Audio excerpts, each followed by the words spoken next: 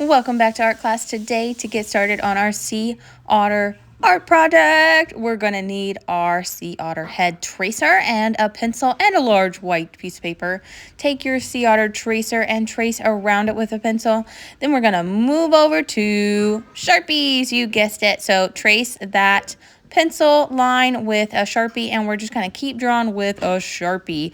Next, we're going to draw the mouth area of our sea otter.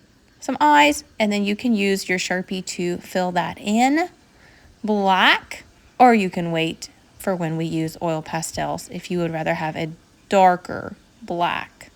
Next, we're going to draw a nose, and I'm going to make 2 diagonal lines to make a triangular shape. And like I mentioned before, if you want it to be a darker black, you can wait and use the oil pastels. I'm going to give our sea otter a cute smile and some whiskers. Next, I'm going to make a big U shape, taking up most of the space of our paper. We're going to give our sea otter some arms and some legs. And I'm drawing curved lines inside to show the belly section of our sea otter.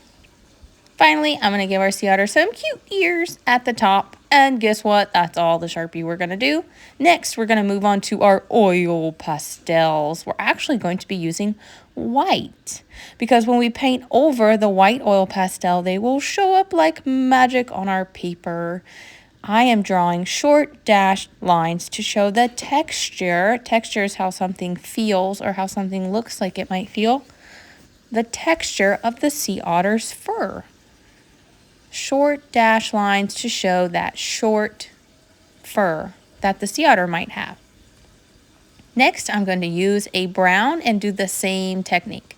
Short dash lines. Make sure your lines go in the direction that the sea otter's body is going. So its body is going up and down, but its arms and legs are kind of going in a different direction. So you need to change the direction of the fur as well. When you're done using all the oil pastels, then we're going to move over to painting. Remember, when we are painting, we are treating our brush like a ballerina. We are gently swirling the brush around in a circle and then applying it on our paper. For this technique, though, we're actually going to do the wet on wet technique. So we're going to get our paper wet first. So this is just water, and you only need to apply it to the areas that we added texture to. I did not add texture to the mouth area, so you don't need to put water there because we're not painting there. Once you add just water, then you can start waking up your tan or your brown and start applying it to your sea otter.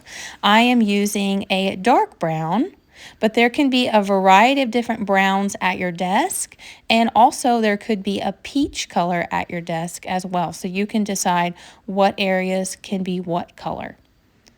We listened to the story together by Emma Dodd, and there was a bunch of different sea otters in there, so you can use some inspiration from that.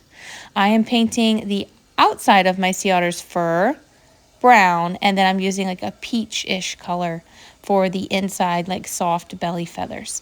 When you're completely done painting your sea otter and you've covered up all the white areas, then take your Messy Mad artwork to the drying rack.